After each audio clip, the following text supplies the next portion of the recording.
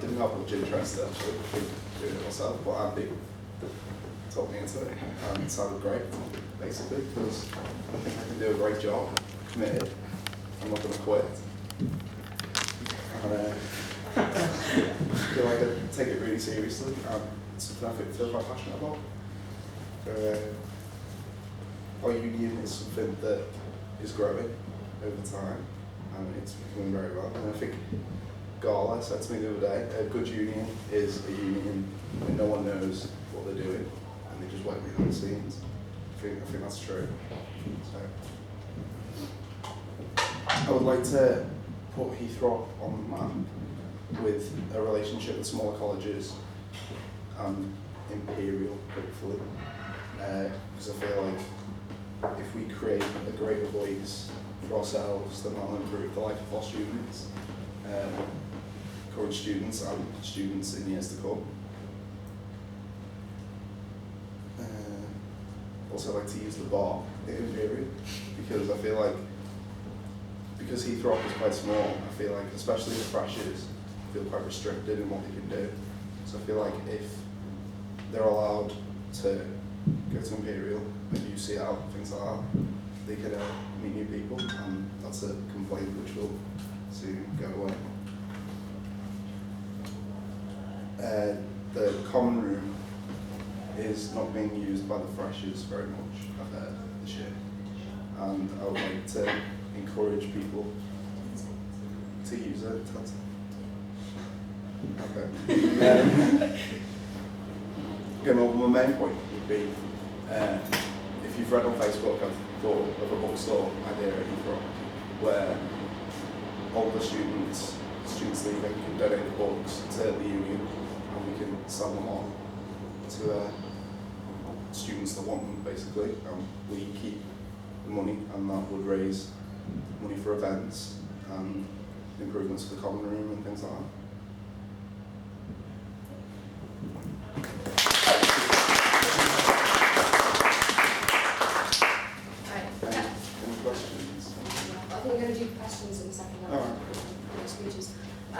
Yeah, so that's Barrie running for Vice President Development.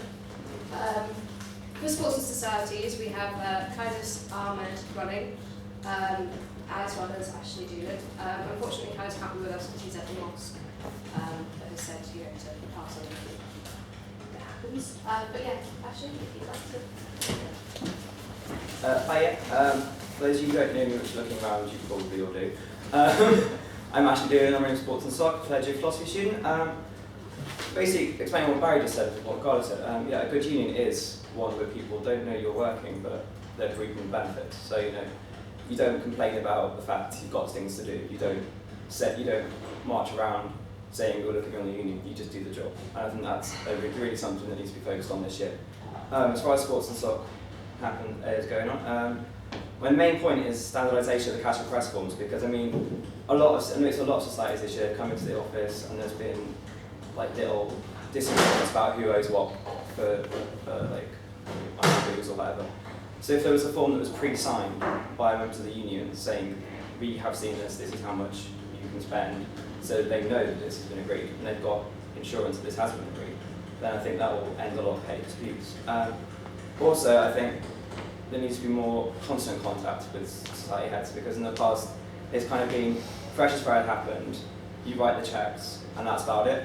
But I think I've had to do half-termly meetings with society heads to make sure that any problems they have can be sorted, any ways the union can help they can, and if they're not using their budgets properly, they can be reallocated, because the society's budget is limited and we do need to use the funds properly. Also, I think they need to be constantly updated with their budgets. Like, I'd say monthly budget updates. I've got feedback from quite a few society heads who said we don't know how much money we've got at the moment. We don't really know what our budget is.